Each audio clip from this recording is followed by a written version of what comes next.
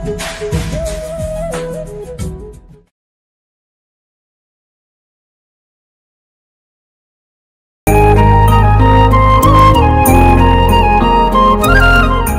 వృషభ రాశి వారికి సెప్టెంబర్ నెల 2024 సంవత్సరానికి గాను మాస రాశి ఫలితాలను ప్రొఫెసర్ డాక్టర్ ముల్లపూడి సత్యనారాయణమూర్తి నేను మీకు తెలియజేస్తున్నాను. ముందుగా మనకి ఈ యొక్క రాశి వారికి గ్రహస్థితి ఏ విధంగా ఉందండి అంటే, మనకి మీనములో మనకి ఈ యొక్క రాహువు మరి శని వక్రించి కుంభరాశిలో ఉండడము, గురుడు వచ్చేసరికి మనకి వృషభ రాశి, కుజుడు మిథున కర్కాటక రాశి సంచారము, బుధుడు వచ్చేసరికి సింహ కర్కాటక రాశి సంచారము, రవి సింహ కన్యా రాశి సంచారము, అలాగే కేతు కన్యా రాశిలో ఉంటాడు స్థిరంగా.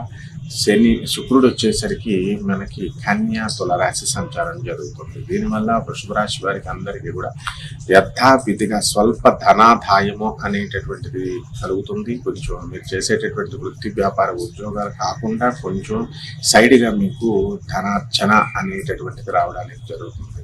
ఇక ఇళ్ళు లేనటువంటి వాళ్ళు ఎవరైతే ఈ యొక్క వృషభ రాశిలో ఉన్నారో అటువంటి వాళ్ళు ఇల్లు కొనడం జరుగుతుంది. స్థలాలు లేని వాళ్ళు స్థలాలు కొంటారు. అలాగే విద్యార్థుల దగ్గరికి వచ్చేసరికి యావరేజ్గా ఉండడం అనేటటువంటిది జరుగుతాయి. విద్యలో ఎక్కువ శ్రద్ధ చూపించి విద్యార్థులు చదవాలి. మరి ఈ వృషభ రాశిలో పుట్టినటువంటి వాళ్ళందరూ కూడా మరి ఈ విద్యార్థులతో కలిసి డ్యాన్సులు వేయడం స్కూల్ ప్రోగ్రామ్స్లో ఇవన్నీ కూడా అంతా ఖుషీగా ఈ సెప్టెంబర్ నెలలో వృషభ రాశి వారు ఉంటారు.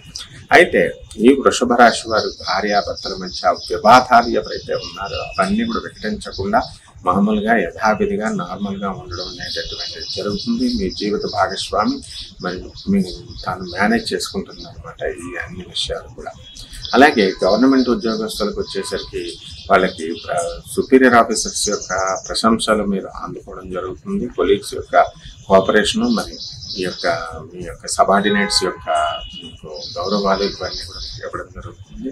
రాజకీయ నాయకుల దగ్గరికి వచ్చేసరికి వాళ్ళకి కాల పరిమితి బాగుండడం వల్ల ఏదో ఒక రకమైనటువంటి గవర్నర్ నామినేటెడ్ పోస్టులను ఆశిస్తున్నారు. మరి అటువంటి నామినేటెడ్ పోస్టులన్నీ కూడా రావడానికి అవకాశాలు ఉన్నాయి. పరిహారాల దగ్గరికి వచ్చేసరికి వృషభ రాశి వారికి మనము ఈ యొక్క కేతు జపం చేసుకోవాలా, కేతు స్తోత్రాలు చదువుకోవాలా, కేతు 1 కిలో పావు ఉలవల్ని ఆవు పేడ రంగు ఉన్నటువంటి వస్త్రాన్ని కానీ అన్ని మల్టీ కలర్డ్ వస్త్రాన్ని, రంగురంగుల వస్త్రాన్ని పేద బ్రాహ్మణులకి మీరు దానం చేయడం ద్వారా బ్రహ్మాండంగా మీకు ఉంటుందన్నమాట. అదేవిధంగా ఈ యొక్క దశమహావిద్యల్లో ఒకటైనటువంటి ధూమావతి అమ్మవారి యొక్క హోమాన్ని మీ ఇళ్లలో జరిపించుకోవడం ద్వారా మీకు అద్భుతమైనటువంటి ఫలితాలు ఈ నెలలో మీకు సంభవిస్తాయి.